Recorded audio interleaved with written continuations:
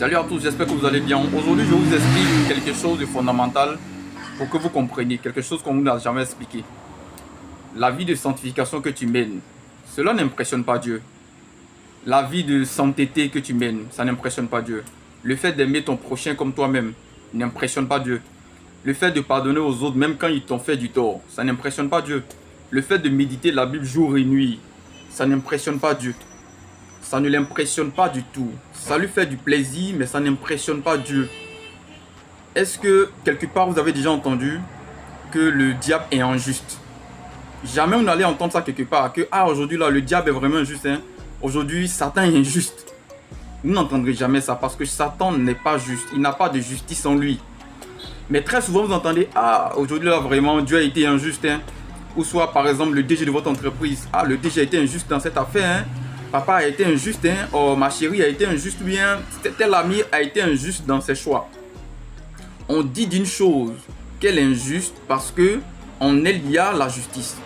C'est pourquoi vous pouvez entendre quelque part on dit, mais cette fois-ci là Dieu était injuste, c'est souvent notre langage. Dieu était injuste, Dieu est injuste avec moi. Pourquoi tu dis que Dieu est injuste avec toi?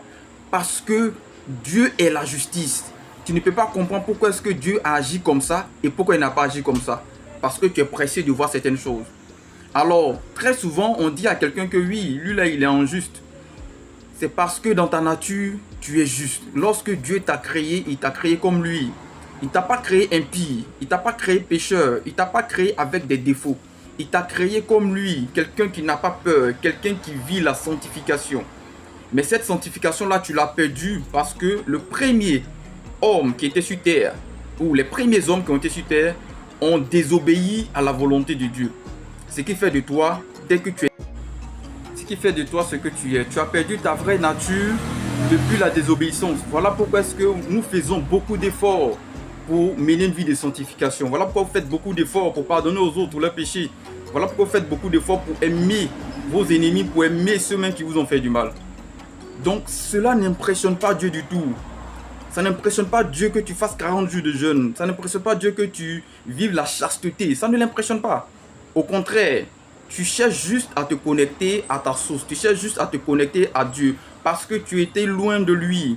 Tu t'es séparé de lui à cause de ton péché. Tu as été séparé de Dieu à cause du péché d'Adam et Ève.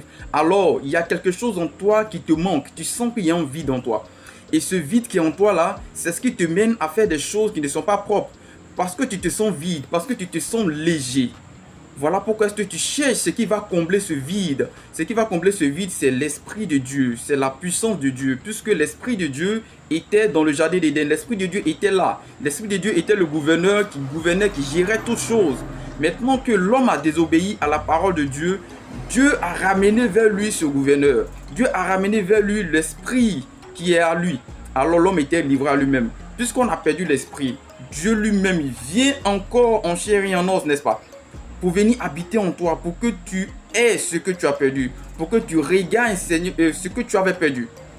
Alors c'est déjà bien ce que tu fais, mais ne pense pas que cela impressionne tellement Dieu et qu'il va te bénir de manière extraordinaire. C'est déjà bon de le faire, c'est déjà bon de vivre de sanctification, de méditer la parole de Dieu, afin d'être rempli de la puissance de Dieu, afin d'être connecté à ta source, la source de vie, celui qui guérit, celui qui transforme, celui qui bénit, celui qui récompense. C'est bien de faire tout ça. Mais là, lorsque tu fais tout ça, Dieu attend à ce que maintenant tu te mettes en action. Mets-toi en action parce qu'il a mis quelque chose en toi. Un arbre est caché dans une graine. Les arbres que nous voyons là sont cachés dans une graine. Lorsque tu plantes une graine, ou même lorsque tu sèmes une graine, elle est dans le sol et elle sort désormais et elle devient un arbre.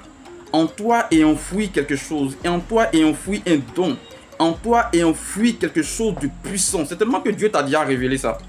Dieu t'a déjà montré, mais c'était tellement grand. Le rêve ou bien l'image que Dieu t'a montré est tellement grand que tu as l'impression que tu ne peux pas le faire. Ce que Dieu a montré à Marie là, elle a été étonnée, mais elle l'a fait parce qu'elle a compté sur Dieu.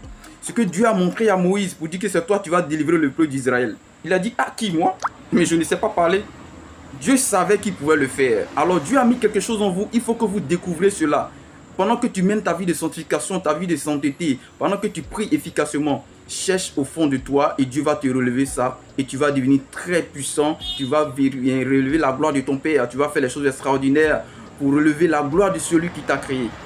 Alors que le Seigneur vous bénisse, vous tous qui faites ces efforts-là pour vous approcher de Dieu, pour vous connecter à Dieu. Soyez connectés, soyez bénis dans le nom de Jésus-Christ. On est ensemble.